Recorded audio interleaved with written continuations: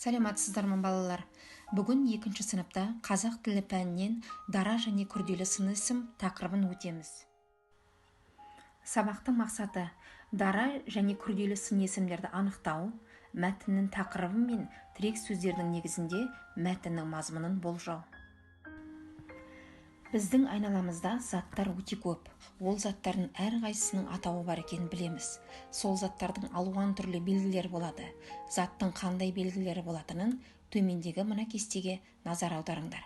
Кез келген заттың салмағын, түсін, көлемін, көрінісін және сапасын анықтаймыз. Мысалы, салмағы ауыр, жеңіл, түсі ақ, көк, қызыл, көлемі үлкен, кіші, аласа, көрінісі әдемі, лас, жалпақ, сапасы қатты, жақсы, мықты.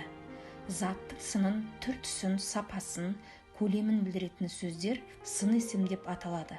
Сын есім қандай, қай деген сұрақтарға жауап береді. Сын есім дара және күрделі болады. Дара сын есім бір сөзден тұрады. Мысалы, қызыл, әдемі, сұйық, бозғылт, ақшыл. Күрделі сын есім екі не одан да көп сөзден тұрады. Мысалы, қызыл, ала, қара сұр, ұзын бойлы. Күрделі сын есімнің құрамындағы сөздер бөлек-бөлек жазылады. Қосарлану арқылы жасалған сын есімдер де күрделі сын есімдерге жатады. Мысалы, қоп-қоңыр, тып-тыныш, үлкен, кіші, балалы, шағалы. Ендеше балалар, бүгінгі тақырыпқа байланысты жаттығуларды орындаймыз. 4-ші жаттығу: өлеңді көшіріп жаз. Батыр болам, көк аспанды сүйемін, жұлдыздарға барып келіп жүремін. Тапсырма: өлеңді көшіріп жаз, сын есімді тап. Дескрипторы: өлеңді көшіріп жазады, сын есімді табады. 5-ші жаттығуға назар аударамыз. Ребусты шеш, шешуіндегі сөзді қатыстырып сөйлем құра. Дескрипторы: ребусты шешеді, шешуіндегі сөздерді қатыстырып сөйлем құрайды. 7-ші жаттығу: мәтінді түсініп оқы. Әділдің арманы. Әділ терең ой құшағында отыр. Оның бар арманы өскенде ұшқыш болу. Бірде құс болып ұшып кеткісі келеді. Енді бірде шіркін, мен де темір құстың моторын өзіме бағындырсам деп ойлайды.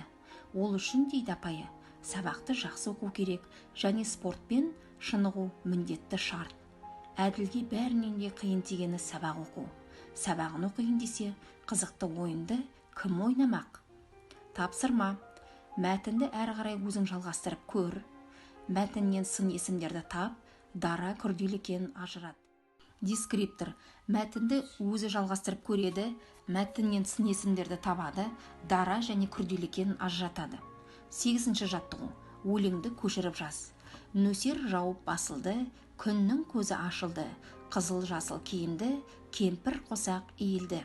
Тапсырма: 1. сын есімнің астынсыз, олардың дара, күрделі екенін жаз. 2. тапсырма: қарамен берілген сөздің түбірі мен қосымшасын ажырат. Дескриптор: сын есімдердің астын сызады, олардың дара, күрделі екенін белгілеп жазады. Қарамен берілген сөздің түбірі мен қосымшасын ажыратады. 10-ші жаттығу: суреттегі артық затты тауып, өз ойыңды түсіндір.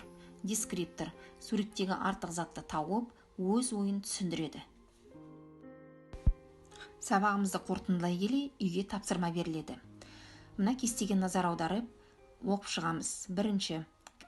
бағандағы тапсырма: көршінің қызыл сиыры өрістен келмей қалды.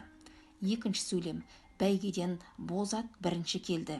3. сөйлем: үйге кіргенде төрде отырған сақалды кісіні көрдім. 2. бағандағы 1. сөйлем: көршінің қызыл ала сиыры өрістен келмей қалды. 2. сөйлем: бәйгеден ақ бозат келді. 3. сөйлем: үйге кіргенде төрде отырған шоқша сақалды кісіні көрдім. Тапсырма: 1. 2 бағандағы сөйлемдерді оқы. 2. тапсырма: сын есімдерді тауып салыстыр. 3. тапсырма: олардың қандай айырмашылықтары бар екенін анықтаңдар. Бүгінгі тақырыпқа берілген ережені қайталаймыз, есте сақтаймыз және де үйге берілген тапсырманы мұқият орындаймыз. Сау болыңыздар.